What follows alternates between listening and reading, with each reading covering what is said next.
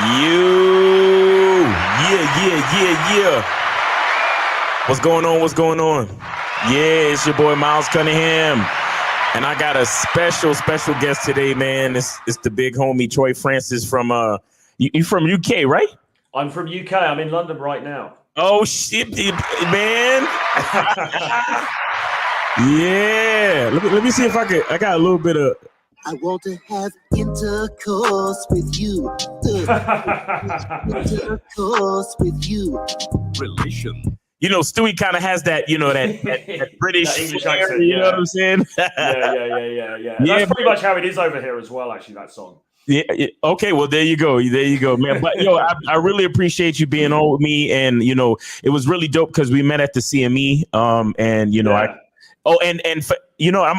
put the link in the chat, but go to masculineexcellence.com and click on the link, man, and see the photos from Troy speaking at the CME. It was awesome. You know what I'm saying? He really got into serious game, and today we're going to talk about being more charismatic, how learning and being better at approach, being sociable and things like that. And you also have a course, right? Yeah, I've got a course called CAD Academy, which is short for Charisma and Dating Academy, which is actually out at the moment. So if guys are interested in improving their dating skills for the summer, then now is the time. It's open until tomorrow. And we go through everything. We go through approaching. We go through showing value. We go through flirting and playfulness. Right. We talk about what to do on an actual date itself. And then we talk about like relationships, transitioning it into a relationship, or, if you want to keep it casual, whatever you want to do. So you cover pretty much everything. That's what's up, man. That's what's up. But before we're gonna get into that, and also the link is, the link to the course is actually in the description right now, guys. So if you want to go check it out, you could click the link, go check it out. But what I want to do first is I want you to introduce yourself, because maybe everybody might not know who you are, from my audience and so on and so forth. So go ahead and tell them your story. Yeah, cheers, man. Well, thanks ever so much for having me on, Miles. And it was a pleasure to meet you and Lucario and the others over in Miami last week. But yeah, I'm Troy Francis. I'm a dating coach. I'm a writer. I'm a content creator. I'm based in the UK, although I do travel quite a lot. That's quite a big part of what we do. And I'm in my 40s, so I'm getting on a bit. I've been dating since I obviously like my late teens, 20s, but I discovered what we now call game in the kind of early 2000s, and kind of really became interested in that, really interested in psychology, in like the way that men and women interact with each other and the sort of psychological sides of all of that. And I just really kind of threw myself into it for many, many years. And, after a while, I started making content, writing blog posts, started writing for Return of Kings along with Donovan Sharp, which is how I met up with him. Right. And slowly sort of transitioned into somebody who was making content publicly about it. But, I've been in the space for years. I've taught loads of guys. I teach mainly, when I do one-on-ones, face-to-face training, I teach guys mainly day game, although we do some night game as well now, actually. So, so I've done, I know we're going to talk about that, but I've done both kinds of approaches. And then obviously, I've got my courses and I teach people over Zoom and stuff as well. Gotcha. So you said you're in your 40s. Yes. We don't have to say that. We don't have to say the age number if you don't want to. But you're in your late 40s. Yeah, I'm actually 48, man. So I'm clinging on. Listen, black is not the only thing that don't crack. All right. Okay. Because this guy, I swear, like when he at the CME, when he said his age, I was like, what? Because you're used to, different kinds of people looking different kinds of ways and so on and so forth, and stereotypes and everything like that. So when you said your age, I was like, see, and I tend to believe that it has a lot to do with how you treat yourself, how you take care of yourself, how you love yourself. And not only that, but your temperament and your disposition in life. You understand? Because if you live a good, healthy, positive life, I feel like, you'll have less stress, you'll have you'll have certain energy around you that will preserve your good looks, so to speak. You understand what I'm saying? That keep you young, sort of. Yeah, definitely. Well, I'm doing more and more content now sort of aimed at older guys. I mean, that's not the only audience I speak to, but there is a huge audience of guys out there who, maybe they're in their 40s, 50s or whatever. And, they've either not married or they've come out the other side from a divorce. And there's a lot of issues relevant to them. But yeah, ultimately, you need to keep yourself relevant in the sexual marketplace. Right. And you can do that. As guys, we are quite lucky. As guys, we're pretty lucky. We can, we can stay relevant for a really, really long time. True. So, yeah. What do you think is the most important thing as far as keeping yourself relevant, keeping yourself, attractive in the market?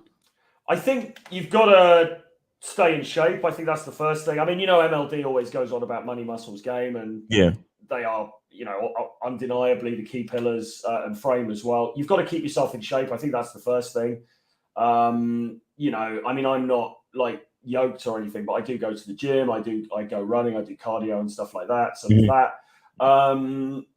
You've got to sort of try to keep sharp in terms of how you present yourself. Right. You don't want to look like somebody's dad who's out of Walmart. You want to sort of look. You want to have a style, and you want to portray that. It doesn't have to be the same as me or the same as you, but guys have got to have a style and gotta have some type of style, definitely. Yeah. So staying in shape and having some sort of style about you as far as your appearance and the way you like to dress. Yeah, from the physical point of view. And then I would say from the mental point of view, just try to stay in a young mindset, which is a bit intangible, but you don't want to seem like the old guy at the club. Do you know what I mean? Right. You've got to keep in that sort of young, youthful mentality. So I guess it's like travel, it's discovering new things, meeting new people. It kind of keeps you in that mindset. Yeah, I would also add to that, like having an open mind, being able to have conversations with pretty much anyone and always be willing to learn. Because I think what makes some people get old, quote unquote, is the fact that they're unwilling to figure out ways to relate to other generations or just other ideas in general. You understand? Yeah, definitely. Well, I've, in my own dating life, I've dealt with a lot of girls. I've tended to date girls who are younger than me. I mean, my ex-girlfriend was, sort of 15 years or so younger than me. And so when you're dealing with, just from that point of view, when you're dealing with women of that, there's an age gap, then obviously that kind of keeps you young because you're listening, they're telling you stuff about what's going on. You're taking that on board. And like you say, I think it's being open-minded really to that. Right. Right. Exactly. Definitely. Now, one thing, because I looked through some of your videos, and one thing I do appreciate that you say, and I hear you repeat it, in a few of your videos where you say approaching someone that you find attractive. Yes. Like I hear you say that a lot because, you have some guys, they just say, approach hot chicks, or let's try to get hot chicks, or let's try to get baddies or whatever. But I hear you clearly say when you're walking up to a woman that you find attractive. You understand? And so I want you to kind of expand on that a little bit, because Lucario and I did a live just last night talking about why guys have issues getting the hot chick. You understand? And we brought an idea to the conversation to say that the hot chick is subjective. The hot chick she's not just a hot chick on her own. She's hot because of what you like. She's hot because of what you're attracted to. So she's not just hot because she's hot. She's actually hot because you give her the designation of being hot because you like a certain thing. So if you could speak to that a little bit. Yeah, for sure. Well, there's a couple of things there because for a start, I agree. I think it is subjective, and you kind of know. Like, if I go out into the city, I'll walk around and I'll see, she's quite attractive, she's quite nice, whatever. But occasionally, maybe it's once a day or even less than that, a couple of times a week, you'll see somebody and you're just like, bang. And there's that instant like attraction. Yeah. And those women objectively it may not be that she's the most beautiful woman in the world. If I put a picture of her on YouTube, it wouldn't be like, some guys might be saying, oh, she's too short or she's too skinny or whatever. But for me, she's just exactly my type. So those are the women I think that you should always, when you get that feeling, you should always approach those women because you're going to regret it when you don't. Definitely, yeah. And I've done that. We all let ourselves off from time to time, and I've done it many times. And you don't take the opportunity, and then afterwards you're like, oh, why didn't I just go and speak to her? Yeah. Those girls where the whole rest of the day you're like, God damn. Yeah. And you're thinking about her. You just looking. You can see her face so vividly in your mind. because it's like, yo, she's one of the ones that I saw today that I really was attracted to, you know?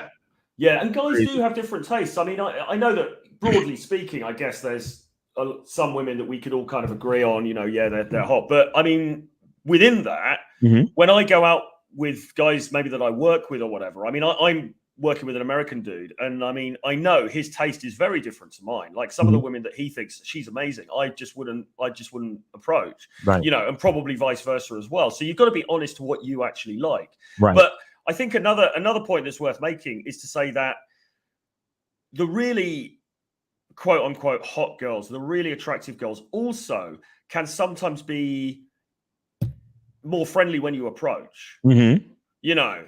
Because I remember, and one thing that I was taught when I started to sort of develop myself in this area was to forget about leagues and to go for girls that, you know, even if you think, oh, actually, she's probably out of my league, you may as well give it a go anyway, because you don't know how she's going to react. And I remember one time I approached this girl, she was Russian, actually, blonde girl in London, and she was, you know, really up there. I mean, probably like, you know, like a 9 or whatever however you want to put it, if you want to put it on that scale. But she was really, really up there. And I thought, you know, do you know what? There's no hope really here. She's not really going to look at me, but whatever. I'm just going to go in there and do it anyway. So I went in there and spoke to her, and you know, she was really friendly. Got the number, and we ended up dating for a while. So you know, you never know until you put yourself in that position. Right.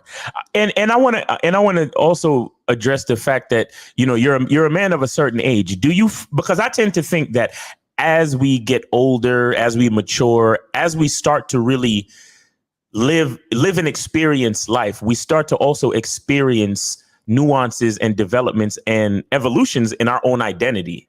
And I think after a while, we start to fine tune what we really find attractive. So as a man of a certain age, like, speak to that a little bit, and, you know, and what you think that has to do with it. Yeah, well, we were talking about this at the CME, or I forget who it was, but I was definitely chatting about this with a couple of the guys, and we were saying the thing is, for me as well, like, the reality is my libido has cooled off to some extent. I mean, I'm just, now people will say, well, what, you know, do TRT and blah blah blah, and you know, I've done, you know, my T levels are fine. I have done some, you know, some TRT type stuff, and you know, I'm sorry, what's TRT? You know, like testosterone replacement and stuff like that. You know, guys are into that. Like, and I'm not. I don't do it. I don't inject or anything like that. But I have used some gels and stuff like that. But I think in the main part, the reality is, when you get to your 40s, your late 40s, you're not going to be running around in the same way as you were when you were like 22. It's just like you're just in a different place in your life. And so for me, that's really changed my priorities, because whereas before it will be like, oh, she's cute, I'm just gonna try throw everything at it and see if I can make something happen. Now it's a bit like, well, she's cute, but are there red flags there? Does she look a bit, you know, am I comfortable with her? Does she seem like somebody because ultimately I just want to meet people that I can spend time with and feel comfortable with and have a good evening with, you know? Like it's not even so much looks are the priority. And to be honest, you get to that point where you can kind of take it or leave it. You know? And you know, and the reason why I say that is because a lot of the guys, because we have a few callers and people in our chat room that'll really passionately object to what we're saying, you know, about the subjectiveness of beauty, and you know what actually makes a woman valuable, and the fact that it's not really her looks. And the guys that really are combative in the conversation are younger guys, you understand? And guys that I feel have a little bit less experience with women, where to the point where you could tell that they're really early in the game, because they still are fascinated with a woman's physical looks. You know what I'm saying? And they're not even looking at, like, they don't worry about if she's respectful. They don't worry about if she's pleasant to be around. They don't worry about those things. They're just like, oh, she's hot, bro, and I can't wait till my friends see me walk around with her, and so on and so forth. And you know, I tend to think that those are the younger guys that really enjoy that part of a woman. And honestly, there's nothing wrong with that. You know, like you know, to me, they're different phases of the game, and it's all welcome. You understand? It's all welcome. Yeah, for sure. And I mean, listen, we all love beautiful women. I mean, otherwise, definitely. you know, I mean, it's just a fact of nature, isn't it? But I think after a while, and I think it is a lot to do with the hormones, to be honest, that are running around your body. Because when I was like 21, 22 to, through my 20s, I was just on one, and that's why I really got into this space, because I've got quite an addictive sort of personality anyway. If I pick up on something, I want to just keep going with it. And so with the dating stuff, it became like that. And, I just wanted to have as fun a dating life as I could. And I pursued, got into relationships or mini relationships, one night stands with many different women and stuff. But after a while, when it starts to cool down, you start to take a step back and you're like, actually, hang on a minute. Do I really want to spend time with this person? Right. Is it really worth my time? Definitely. Because time starts to be so valuable too. Well, I'll tell you a little story that happened to me recently, right? Yeah, sure. So there's a girl that I know in Poland, and I met her a few years ago through a day game, actually, through a day game approach, and she's really cute. She's really cute, and I hadn't seen her for a couple of years, and nothing really happened between us. I hadn't seen her for a couple of years because of like the pandemic and stuff, but we'd sort of been in touch. Anyway, I was over there recently. So I'm messaging her back and forth, and I actually went to see her because she does a bit of singing. So I went to see her singing one night, and then we spoke briefly, and we were like, "Oh, let's meet up tomorrow." And then the next morning, I messaged her in the morning, and she's messaging me back and forth, and she's like, "Come over to my place." And I'm like, "Well, great. That's excellent." I'm like, "Yeah, we'll grab breakfast, whatever." And then she tells me, "Oh, actually, I'm still drinking. Can you pick up some vodka at the store and all this kind of thing?" And then I'm a little bit like, well, hang on a minute. It's like 10 a.m. in the morning. You know what I mean? And like, I don't even drink anymore anyway. So there's that. But even if I did, it's a bit like, well, this is kind of weird. This is kind of like a bit red flag territory. Yeah. And she is really hot. And I did really want to go around there. But in the end, I made an excuse and I didn't go because it's just like, look, it's just not, there's just not a situation I want to be in, even if it's a situation that likely might lead to something because, because I'm going around to her place. So it's examples like that, I think, that kind of come up these days. Not to mention, me personally, I don't take instruction from females. So, if anything, you got to pick up something on the way to my house. You understand what I'm saying? Well, there was that aspect as well. Definitely. There was that aspect as well. I mean, she was being a little bit she was being a little bit princessy about it.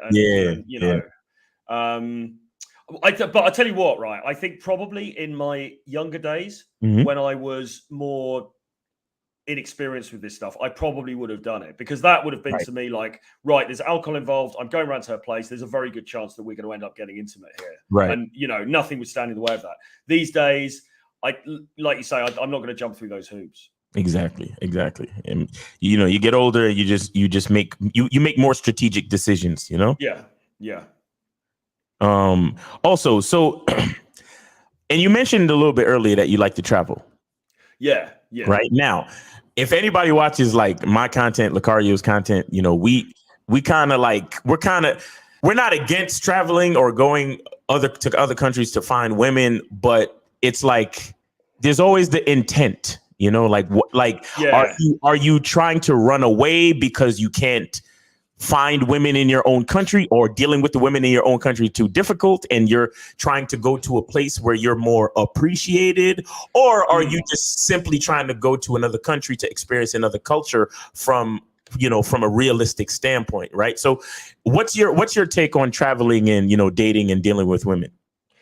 Well, yeah, it's a really, really good point. And I think there is a difference between if you're the kind of guy and you're sitting around in the United States or the UK or whatever, Europe or something, and you're sitting there and you can't pull a muscle in your own country and you're thinking, right, I'm just going to go to Thailand because it's going to be easier for me. Right. Then that's not really what we recommend. That's not where we're coming from. I mean, but by the same token, if guys want to do that, of course they can do that. But you're free to do what you want, right? Yeah, but that's not really where we're coming at it from. Because the truth of the matter is, if you are not getting any traction in your own country, then the likelihood is just because you get on a plane, you're not going to get massive traction there. And even if you do, and there's a few places where guys will say, well, depending on your ethnic background and stuff, but there's a few places where guys will say, well, it's really easy in this country. And that might be the case. But if you're low value and you don't have your stuff together and you are hopeless at home, then you're only going to be getting the very low hanging fruit anyway. And for the most part, if you're a guy and you're not getting any action, and then you go to, say, Poland from England, you're probably not going to get any action because there's still a sexual market hierarchy there. So you've got to get your shit together. Right. Having said that, you know, like I was in Colombia with James Tusk in January, and I was in Eastern Europe last year and traveling around.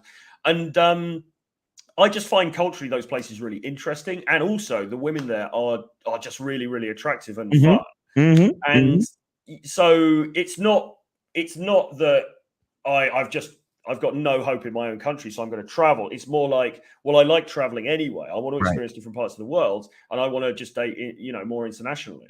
Exactly. Yeah, I mean, the trick is to do things because you truly want to, not because you're, running from something or you're trying to find more convenience. You see what I'm saying? Yeah. I think it's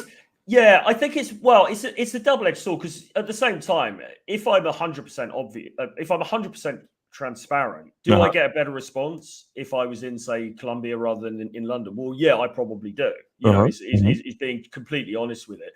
But at the same time, if somebody took my passport away and said, right, you can never travel anywhere again, you're sitting in London for the rest of your life, I would still be fine. I would still have a dating life. So, it's kind of like, take from that what you will, really. But you've got to get your, just self-improvement the whole time. All the time. Because if you couldn't do it in the UK, and then it's like, well, I gotta go to Colombia to get things going, then it just shows that you still have work to do. You see what I'm saying? Yeah, definitely. So definitely.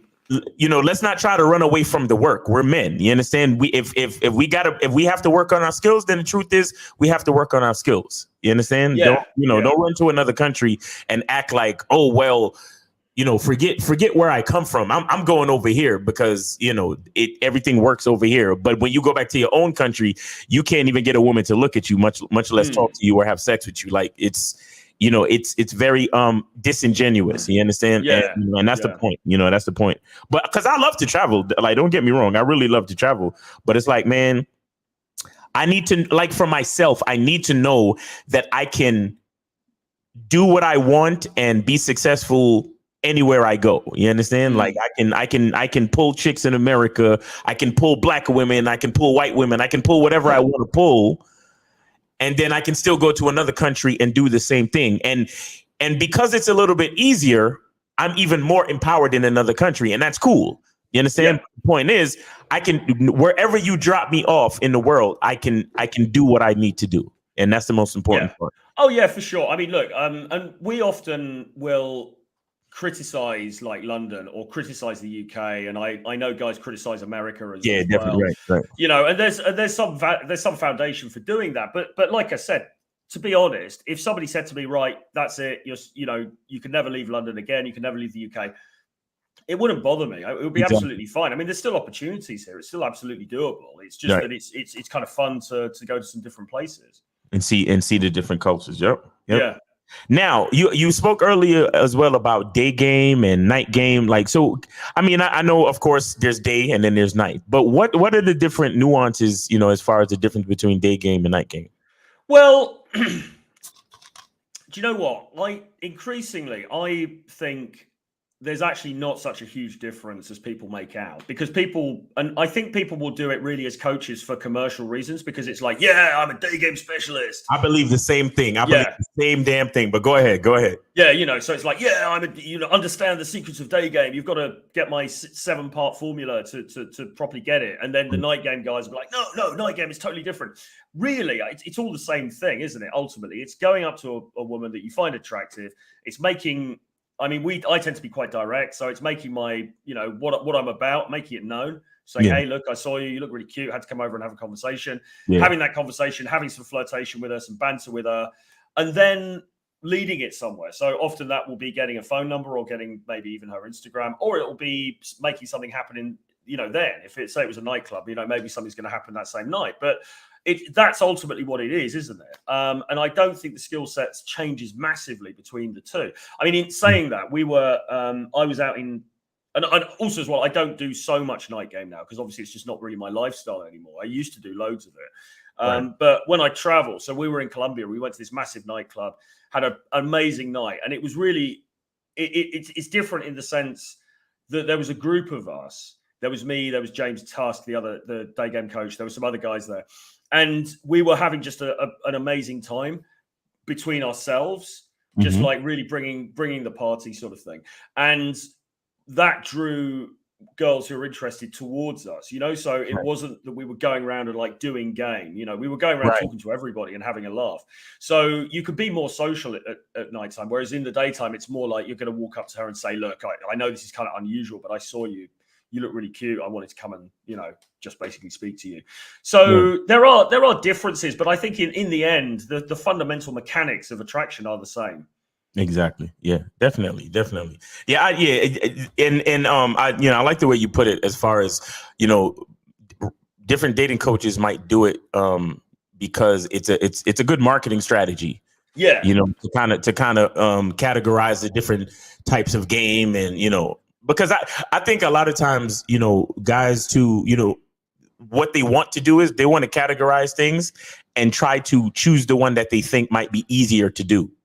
Yeah. You know what I'm saying? So if they're more comfortable doing things at night, then they say, well, I'm gonna do more night game. But if they might be more comfortable doing things in the daytime, then they'd be like, oh, well, let me go study day game. You understand? And as a coach, if you market it a certain way, then you'll attract different people to your situation. Well, they do say that people attracted to day game tend to be a bit more introverted, or they tend to be a little bit more sort of, I don't want to say intelligent because that's the wrong impression, but they tend to be a little bit more sort of in their head, and they think then that day game, and there is some value in that because not everybody is going to want to be in the Vegas club with popping bottles and stuff. So there is something to be said for that. But as I say, I don't think the mechanics of it is really that different, to be honest, in either environment. Exactly.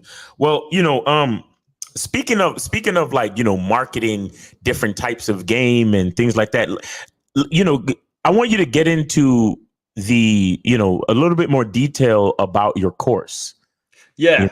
Really get into your course. Let the guys know what they could, some of the things that they could learn, from your course and why they should get it. Yeah, definitely. So CAD Academy is completely remodeled now as a course. So in the old version of it, and people get all of the old content as well, by the way, I went much more into the bad boy stuff, which I know you guys obviously specialize in talking about that sort of side of things. But I filmed 7 new video segments for the course just recently, and it really brings it down as simply as I possibly can make it in terms of exactly how I do my dating, how I've conducted my dating life over the last 10, 15 years. And basically it's okay, so go in social skills. So what are your social skills? And that covers approaching, that covers, okay, so how do you go in and start that conversation? What do you say? How do you respond when she critiques you? All of that kind of thing. Can we get like a quick, sorry, I don't mean to cut you off, but can we get like a sample of like what a good general approach is, like when you're approaching a girl? Well, I think, as I said, really, I tend to just be upfront about it in most circumstances. So not every single circumstance, but most circumstances, I tend to like to be direct. So I'll just go over and say, look, I know this is kind of random. I was just going to get a train, but I saw you standing there, and I knew I had to come over and speak to you because otherwise I regret it. Right. But then I might make some observation about her and maybe subtly take back the sort of compliment. So I might say, but I've noticed you're wearing all black, and it's like burning sunshine outside. What the what's up with that? Are you a boss or something? Nice. Yeah, I advise guys with that too, like to kind of comment on whatever they might be wearing and things like that. Yeah, because I like to go up and like I feel like as a guy, as a man, you want to be authentic and you want to be honest. And I feel like just walking up and saying, "Look, I think you're cute," is sort of, I mean, that is the honest. That is the reason you're talking to her. And I think a lot of the time when guys try to, they used to call it weaseling. They'll try to sort of go in there with something else, right, as a pretext. I think women pick up on that very quickly. So I like to be pretty direct. And then if she blows you out, if she rejects you quickly, which does happen, she's like, "No, sorry, I've got a boyfriend." So okay, fine, no worries. Have a great day, and then you walk off. Now people might argue, well, if you'd have gone in indirectly, you'd have more time to build up, and she'd get to know your personality more and everything like that. And, Rollo actually says that in his new book, and he might, there is an argument for that, definitely. But I quite like, just to be honest, just sort of being very sort of quite quick in and out. Do you know what I mean? So if she's going to reject me, okay, fine, whatever. There's billions more women on the planet. Wait, hold up. So you're like an approach expert, and you still get rejected? I'm afraid I do. Oh what? Yeah, but I mean, rejection is just part of the game, isn't it? I mean, rejection is just part of, and that this is the biggest lesson that I had to learn, actually, coming up in it through life. Because when I was a teenager, I would fancy girls, in my class or whatever, but I would befriend them and I get into the friend zone, but I wouldn't ever make a move because I would be too scared because, what if she rejects me? What if she says no? Right. Then how do I deal with that crushing rejection? Right. What you realize is actually it just doesn't matter. It really, really doesn't matter. And you might as well go for the rejection quickly, because the quicker you get rejected, the less invested you are in her. Exactly. And the more time you get to invest in other females. Yeah, exactly. Right. So you've got to kind of mentally recognize, actually, do you know what? I'm just going to go in and talk to her. If she says no, and most of the time, 99.9% of the time, rejections aren't really harsh and brutal. Usually she'll just say, yeah, I've got a boyfriend, or yeah, that was nice, but I'm not, she might say, I'm not interested. I'm not interested, right. But that's it. And then you walk off and you move on with your day. Right. All right. So continue on with the course. So you talk about approaches and things like that. And what else? The second section is all about value, because I think if we're saying that really game is very, very simple. It's basically a question of going up. Obviously, you want to get your fundamentals right first. You want to be presented well, etc. But then ultimately, if you're just walking up and you're sort of saying hi and you're introducing yourself, then what needs to be sub-communicated is that you've got value. Okay, right. So I've got a whole section on value because I think it's super, super key. Because what you're doing in that is you're going up and you're saying, hi, my name's Troy. I saw you. I think you're cute. On paper, that's a very, very simple thing to do. But what is also being communicated? Well, she sees how I dress. She sees my body language. She sees how I groom myself. She sees there's all of these micro things that are going on at the same time. And it also comes through emanates in your confidence and the way you put yourself across. So got a whole section talking about value, how guys can achieve value, and how guys can communicate value as well, because that's the key thing. Cool. Then we go into flirtation and playfulness. Yes, this is a big one. Guys are always asking, what do I say next? How do I keep the conversation going? How do I be social? How do I flirt? Yeah. Well, I've got a whole course actually called Dating Conversation Success, where I really break down conversation. But in this, I go into flirtation and playfulness because it seems to me, I think a lot of us, myself included, find it quite hard to be playful, or used to find it quite hard to be playful. But the old thing we always say, girls just want to have fun. Right. A lot of guys who come for advice tend to be guys, in my experience, who come from quite an analytical background, like maybe they work in tech or they work in coding or something like that. Right. They're sitting at the computer for 12 hours a day. They find it hard to get into that mindset, but you've got to get into that mindset of being playful and joking around and giving her fun emotions, and being a bit flirty as well. So we go into great depth on that. Then I've got a module on dating, which is basically, okay, so you've got her number, you've asked her out, she's coming to meet you on Thursday. What do you actually do on that date? Where do you go? What venue do you choose? Do you do a coffee date? Do you go cycling with her? I mean, one guy was asking me like, I've got a first date with this girl. Should we go to the gym together? Right. I was like, well, that sounds like a pretty terrible idea, but so what do you actually do on that date to make it successful? And then finally, I've got a section on like relationships, which is basically like you're either going to want to be quite casual with her, or maybe you actually want to take things in a more, you want to make it more exclusive. So what I do is address what to do in each of those situations to get the best possible outcome. Nice. And then starting on Thursday, actually, we've got 10 live webinars. So I'm doing 10 private Zoom webinars, 2 a day, Thursday through to Monday, where we go into all of that, but we'll also be going into in more detail things like fashion and grooming. We'll do a night game mastery session. We're going to be talking about inner game and how to create, unstoppable confidence and all of that. So you get the pre-recorded material, but the real value also is in these live webinars. Wow, that's what's up. That's what's up, man. So you got a full thing of content, and then you also have live webinars, and you say it's starting this Thursday? It's actually starting Thursday. Yeah. Oh, wow, that's crazy, guys. Listen, man. If you guys want to, get on this thing, the summer's coming. We out of the pandemic. There's a lot of value in this because you have the course itself. And you said it's like 7 different videos that you filmed and put together, right? Yeah, well, there's 7 videos. There's 7 new videos that we filmed, but they also get access to all of the old videos as well. And there's a lot of content on there because I first built the course in 2020, and there's a lot of sort of old content that goes into like charisma, goes into the bad boy stuff, some different things. So there's really a lot of value in the product as a whole. Got you. And then on top of that, you're gonna have the live webinar starting this Thursday. Exactly. Yeah. Now, are you gonna record those webinars and put them on the course? Or? Yeah.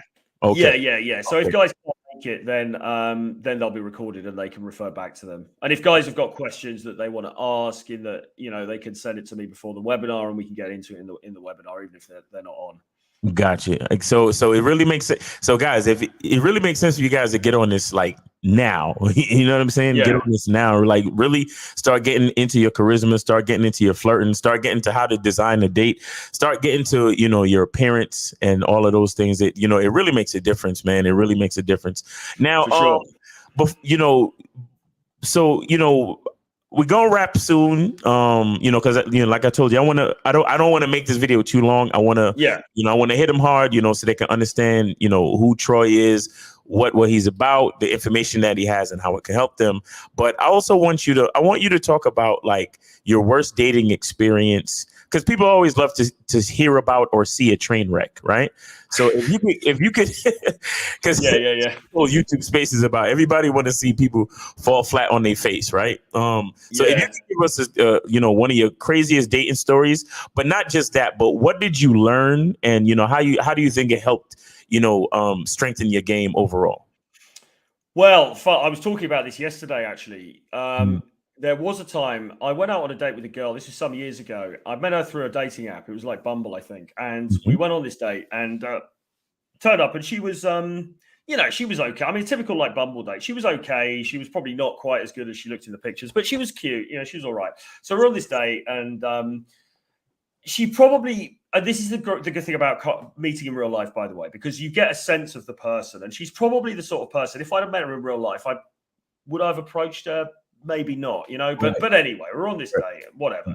So, we're having some drinks, getting a good vibe. I'm giving her the usual sort of thing I do on a date. I'm being flirty. I'm sort of like little bits of touch. I'm moving, we're sitting quite close and everything like that. Yeah. We end up making out. Nice. So it's all going sort of quite well, but I noticed through the day that she keeps like sort of looking behind me. And at one point I go to the bathroom or I go to the bar or whatever, and I see that there's this dude who's sort of like obviously sitting kind of like opposite us over the bar. What? And I recognize that she's like there's like some kind of eye contact going on between them. And this dude, when I walk past, he actually looks at me like quite aggressively. He looked like he was coked up, to be honest, but he looked at me quite aggressively, like who that. I was like, Jesus. So I just ignored the guy. Go back to carried on with her, whatever. Yo, that's crazy. And then at the end of the date, and this is like really, really, really bad. I probably shouldn't even tell this story, but at the end of the date, we go to sort of leave, and we go to there's elevators because it was a bar like quite high up in the building. We go to the elevators, and she's like, oh well, it was really nice. She said, I tell you what, I need to go to the bathroom now, so why don't you go and we'll meet again. Just message me or whatever. Okay. And I'm like, well, that's okay. I can wait with you. I can wait for you, and then we can leave together. She's like, no, don't worry. It's fine. So I'm like, okay.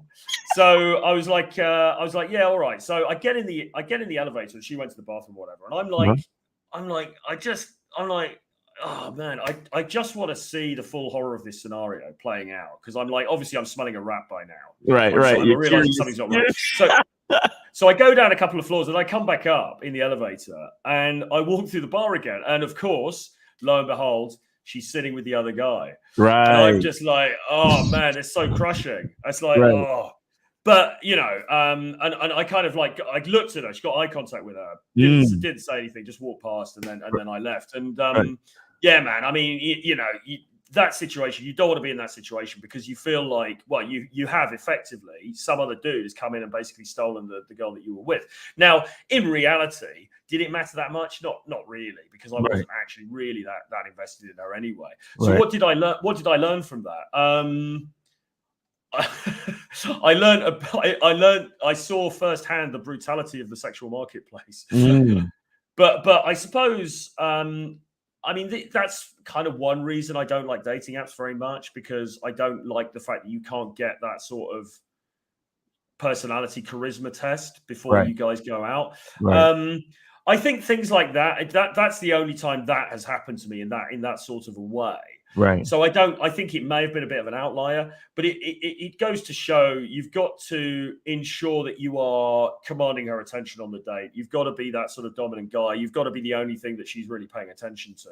I think it's less likely to happen if you've met her in real life, because in real life, she's probably kind of already somewhat more invested in you. On a Tinder date or a Bumble date, it's a bit like, yeah, I'll just go see what this dude's like, but she's not really. And then if she's not really feeling the vibe with you, then she's probably a bit like, well, you know, it's a Thursday night. Who else is around? So I think I don't use dating apps that much now anyway. And secondly, it's just, you've got to remember that you are in competition here, you know? And even if you don't think you're in competition, you are in competition with other guys. So you've got to bear that in mind, and you've got to make sure that your charisma's on point, your dominance is on point, etc. But well, first of all, it could have been a lot worse.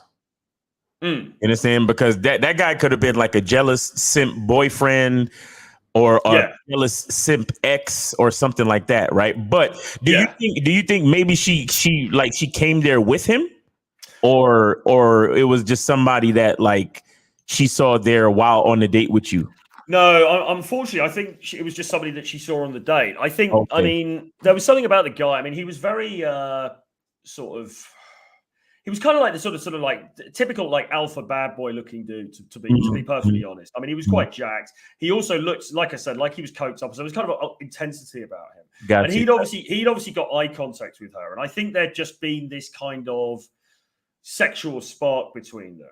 Do you know what I mean? And she was on the date with me. I mean, she'd made out with me, so she obviously thought I was okay. Right. But she was probably a bit like, and this is, you know, Rollo talks about hypergamy and all that stuff. You know, she probably like, well, this dude's all right, but this guy over here, he looks like, you know, and unfortunately, I lost out, and that's just how it goes. But you know, I mean, it's kind of the cost of playing, isn't it? Well, I beg to differ. I wouldn't say you lost out. I would say she lost out.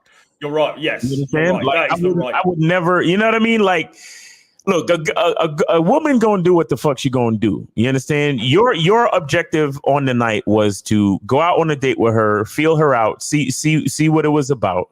You understand? And you fulfilled your objective. And like you said, like you upon meeting her, she actually looked better in her photos than she did in real life and things like that. So trust me, bro, you didn't miss out on anything. You understand what I'm saying? Yeah. I honestly don't believe you missed out on anything. Maybe it just wasn't in, you know, the chemistry was good enough for a date and to maybe make out, but it just wasn't good enough for anything else. And that's okay. You understand? Yeah. There's nothing wrong with that. If she wants to go hang out with a roided up, coked up dude after seeing me, then that's her business. You see what I'm saying? Yeah, no, that's a really good reframe of it. You're absolutely right, because the fact that she acted in that way showed me this is not a woman that I want to be dealing with anyway. You know. Exactly. Because there's an element of respect here, because it's a bit like.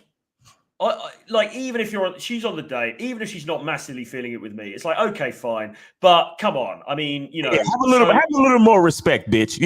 You don't behave like that. So she showed her true colors. Exactly. So trust me, you're not missing out on anything, bro. Yeah, she's just probably a low class chick, and she wasn't meant for you anyway. Exactly. That's all that is. Exactly. But I really appreciate you, man. I really appreciate you. Look, tell the guys where they could reach you, where they could get at you, where they could see more of the Like I said, the link to the course is in the description, guys. But, Troy, let them know where they could, get in contact with you. Well, if you go to realtroyfrancis.com, my website's just been redesigned. So there's loads of new stuff on there. There's articles on there. There's lots of information on there. So have a look at that. But also just on YouTube, just type in Troy Francis. My channel's actually called Troy Francis Talks. But type in Troy Francis, find my videos, subscribe to the channel. I'm uploading there. Most days I'm uploading a variety of different sorts of videos. I've got a Miami vlog coming up actually, hopefully tonight. We're going to get that up. So loads of content going on to YouTube. So I would advise guys who are interested to follow me on YouTube, subscribe to my YouTube, because that's really where I'm sort of putting the bulk of my content. Right. And you got books on Amazon too, right?